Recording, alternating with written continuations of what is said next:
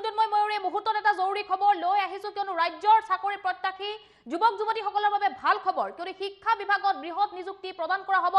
ইতিমধ্যে শিক্ষামন্ত্ৰী ৰণোজ পেগুৱে ঘোষণা কৰিছে অক্টোবৰত ৰাজ্যত অনুষ্ঠিত হ'ব টেট পৰীক্ষা এই মুহূৰ্তত খবৰ জনাই আছো ৰাজ্য চৰকাৰে 1 লাখ নিযুক্তি দিবৰ বাবে সাজু হৈ পৰিছে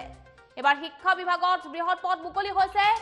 শিক্ষা বিভাগত দিয়া হ'ব বৃহৎ নিযুক্তি অতি শীঘ্ৰে নিযুক্তি দিয়া হ'ব শিক্ষা বিভাগত অক্টোবৰত ৰাজ্যত অনুষ্ঠিত হ'ব টেট পৰীক্ষা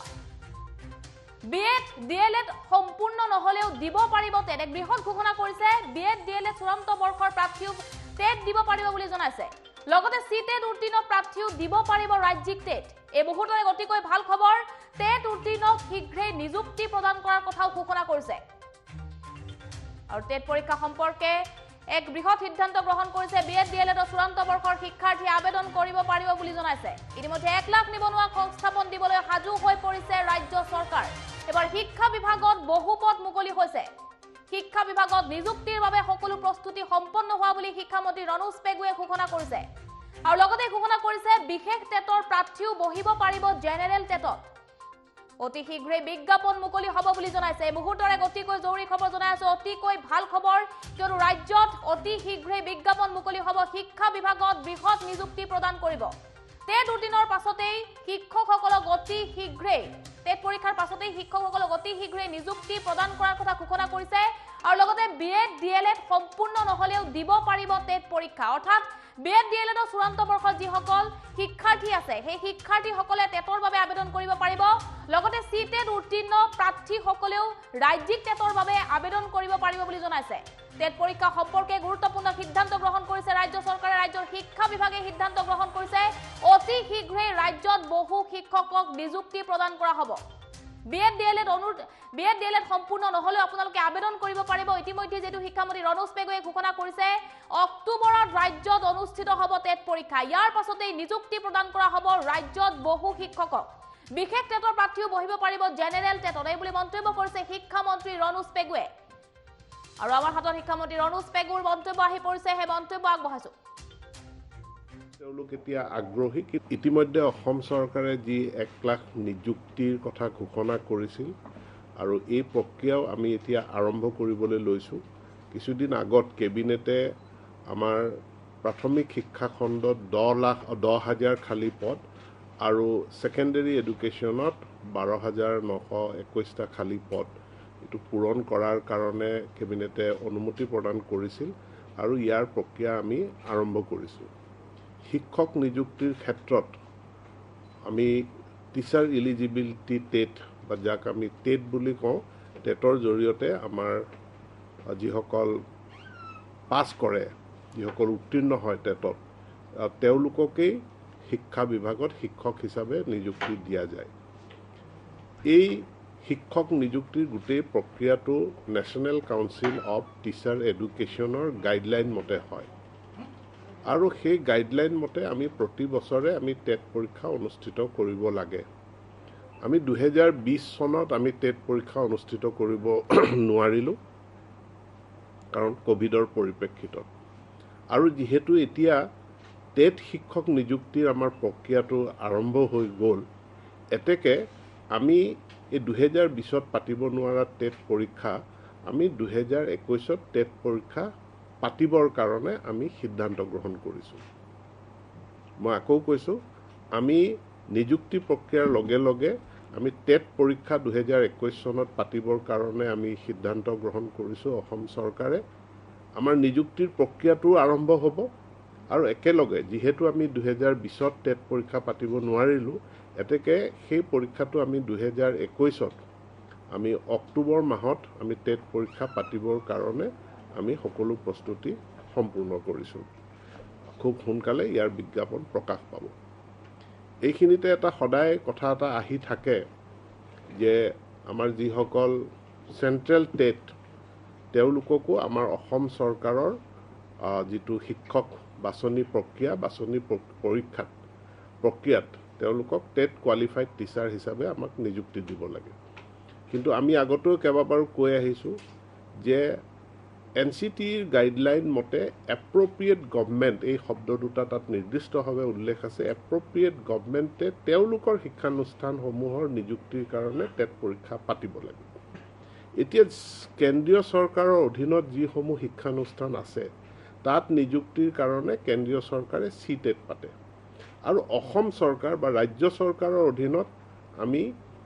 আমাৰ যিসমূহ শিক্ষানুষ্ঠান আছে তাত নিযুক্তিৰ কাৰণে আমি ৰাজ্যিক ভিত্তিত আমি টেট পৰীক্ষা অনুষ্ঠিত কৰোঁ অসমৰ ৰাজ্য চৰকাৰৰ অধীনত থকা শিক্ষানুষ্ঠানসমূহত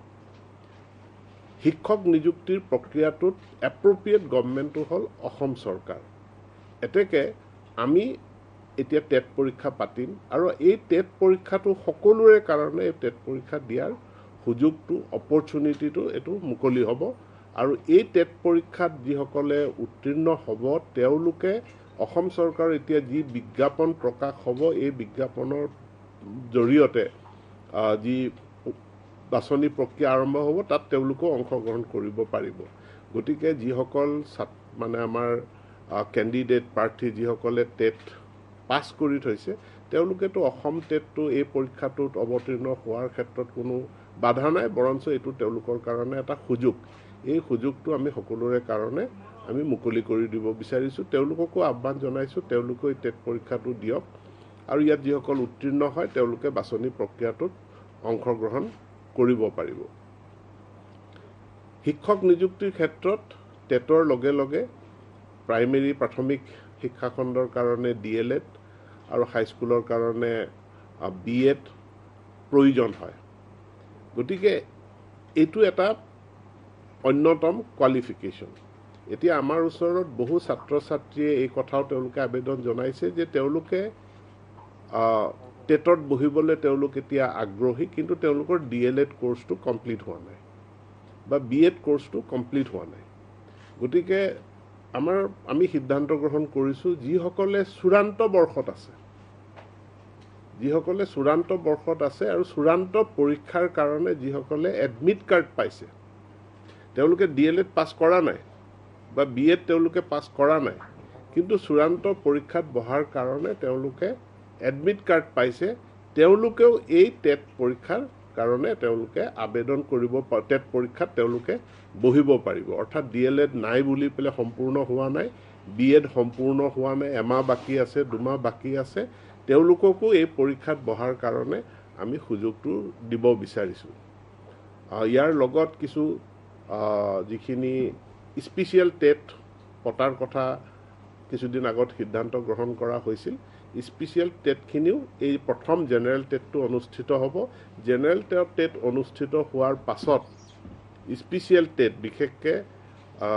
পাহাৰৰ কাৰণে শিডিউল ট্ৰাইব হিলছ কেটেগৰী তাৰপাছত বড়ো গাৰো বা কি কয় এইটো মিডিয়ামৰ কাৰণে স্পেচিয়েল টেটৰ কথা কোৱা হৈছিল তো বড়ো গাৰো আৰু কি কয় মণিপুৰী মিডিয়াম তেওঁলোকে জেনেৰেল টেটটোতে এপিয়াৰ কৰিব পাৰিব তেওঁলোককো যেহেতু এইটো কেৱল অসমীয়া মাধ্যমৰ বুলি নহয় আমাৰ আটাইকেইটা মাধ্যমৰ কাৰণে এই জেনেৰেল টেটটো অনুষ্ঠিত হ'ব এই জেনেৰেল টেটটোত তেওঁলোককো মানে এপিয়াৰ কৰিবৰ কাৰণে ইয়াত অংশগ্ৰহণ কৰিবৰ কাৰণে মোৰ ফালৰ পৰা অনুৰোধ জনাইছোঁ আৰু টেট সম্পৰ্কীয় ঘোষণা আমাৰ এইখিনিয়ে আছে অক্টোবৰ মাহত আমি টেট পৰীক্ষা অনুষ্ঠিত কৰিম কিন্তু তাৰ বেলেগে হ'ব তো এই যি টেট পৰীক্ষা অনুষ্ঠিত হ'ব ইয়াৰ সমান্তৰালকে কিন্তু নিযুক্তিৰ প্ৰক্ৰিয়াটো তাৰো যিখিনি কাৰণ এইটো এটা দীঘলীয়া প্ৰক্ৰিয়া তাৰো ফৰ্ম মানে বিজ্ঞাপন আমি খুব সোনকালে এইটো প্ৰকাশ কৰিম ইতিমধ্যে আপোনালোকে মন্তব্য শুনিলে শিক্ষা মন্ত্ৰী ৰনোজ পেগুৰ টেট পৰীক্ষা সম্পৰ্কত কেইবাটাও বৃহৎ ঘোষণা কৰা পৰিলক্ষিত হৈছে শিক্ষা বিভাগত বৃহৎ নিযুক্তি প্ৰদান কৰা হ'ব অতি শীঘ্ৰে নিযুক্তি প্ৰদান কৰাৰ কথা ঘোষণা কৰিছে বিজ্ঞাপনসমূহ মুকলি হ'ব বুলি জনাইছে কিন্তু অক্টোবৰত যেহেতু ৰাজ্যত অনুষ্ঠিত হ'ব টেট পৰীক্ষা অনুষ্ঠিত হোৱাৰ পাছতে শিক্ষকসকলক অতি শীঘ্ৰে নিযুক্তিৰ কথাও ইতিমধ্যে ঘোষণা কৰিছে আৰু লগতে কেইবাটাও গুৰুত্বপূৰ্ণ সিদ্ধান্ত গ্ৰহণ কৰা হৈছে অৰ্থাৎ CTET উত্তীৰ্ণ প্ৰাৰ্থীও দিব পাৰিব ৰাজ্যিক টেট এই সিদ্ধান্ত গ্ৰহণ কৰিছে ৰাজ্য চৰকাৰে টেট উত্তীৰ্ণক শীঘ্ৰে নিযুক্তি দিয়া হ'ব লগতে BEd DLED সম্পূৰ্ণ নহলেও আবেদন কৰিব পাৰিব বুলি জনাইছে যি জেনেৰেল টেট অনুষ্ঠিত হ'ব সেই টেটত সকলোৱে আবেদন কৰিব পাৰিব বুলি জনাইছে এই মুহূৰ্তৰ এক গুৰুত্বপূৰ্ণ খবৰ জনাই আছো কিয়নো 1 লাখ নিবনুৱা সংস্থাপন দিবৰ বাবে যেহেতু ৰাজ্য চৰকাৰে পদক্ষেপ গ্ৰহণ কৰিছিল এইবাৰ 1 লাখ নিবনুৱাৰ ভিতৰত শিক্ষা বিভাগতো নিযুক্তি প্ৰদান কৰা হ'ব অতি শীঘ্ৰে শিক্ষা বিভাগত নিযুক্তি প্ৰদান কৰা হ'ব ইতিমধ্যে সকলো প্ৰস্তুতি সম্পন্ন হৈছে বুলি জনাইছে আৰু লগতে সিদ্ধান্ত গ্ৰহণ কৰা হৈছে যে বিশেষ টেটৰ প্ৰাৰ্থীও বহিব পাৰিব জেনেৰেল টেটত ইতিমধ্যে আপোনালোকে মন্তব্য শুনিলে শিক্ষামন্ত্ৰী ৰনোজ পেগুৱে কেইবাটা গুৰুত্বপূৰ্ণ মন্তব্য কৰিছে ৰাজ্যত অনুষ্ঠিত হ'ব টেট পৰীক্ষা অতি শীঘ্ৰে অৰ্থাৎ অক্টোবৰত ৰাজ্যত টেট পৰীক্ষা অনুষ্ঠিত হ'ব এই মুহূৰ্তৰ চাকৰি প্ৰত্যাশী যুৱক যুৱতীসকলৰ বাবে অতিকৈ ভাল খবৰ বিএড ডিএলএড সম্পূৰ্ণ নহলেও দিব পাৰিব টেট পৰীক্ষা সিটেট উত্তীৰ্ণ প্ৰাৰ্থীও বহিব পাৰিব ৰাজ্যিক টেটত এক গুৰুত্বপূৰ্ণ সিদ্ধান্ত গ্ৰহণ কৰিছে কিয়নো ৰাজ্যত সিটেট উত্তীৰ্ণ বহুৱেনে প্ৰাৰ্থী আছে সেই প্ৰাৰ্থীসকলেও যেহেতু ৰাজ্যিক টেট অনুষ্ঠিত হ'ব সেই টেটত বহিব পাৰিব বুলি জনাইছে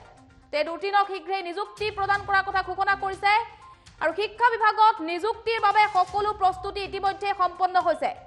বিশেষ টেটৰ প্ৰাৰ্থী বহিব পাৰিব জেনেৰেল টেটত অতি শীঘ্ৰে বিজ্ঞাপন মুকলি হ'ব কিন্তু অক্টোবৰত টেট পৰীক্ষা অনুষ্ঠিত হ'ব টেট পৰীক্ষা অনুষ্ঠিত হোৱাৰ পাছতে অতি শীঘ্ৰে শিক্ষকসকলক নিযুক্তি প্ৰদান কৰা হ'ব এবাৰ শিক্ষা বিভাগত বৃহৎ নিযুক্তি বহু পদ খালি হৈছে শিক্ষা বিভাগত যাৰ বাবে অতি শীঘ্ৰে টেট পৰীক্ষা অনুষ্ঠিত হ'ব কোভিডৰ বাবে যেহেতু 2020ত অনুষ্ঠিত হোৱা নাছিল টেট পৰীক্ষা এবাৰ হে টেট পৰীক্ষা অনুষ্ঠিত কৰিবলৈ সাজু হৈ পৰিছে শিক্ষা বিভাগ ইতিমধ্যে এই সিদ্ধান্ত গ্ৰহণ কৰা হৈছে সিটেট উত্তীৰ্ণ প্ৰাৰ্থীও ৰাজ্যিক টেটত বহিব পাৰিব বুলি জনাইছে লগতে বিএড ডিএলএডৰ চূড়ান্ত বৰ্ষৰ যিসকল শিক্ষাৰ্থী আছে সেই শিক্ষাৰ্থীসকলে আবেদন কৰিব পাৰিব টেটৰ বাবে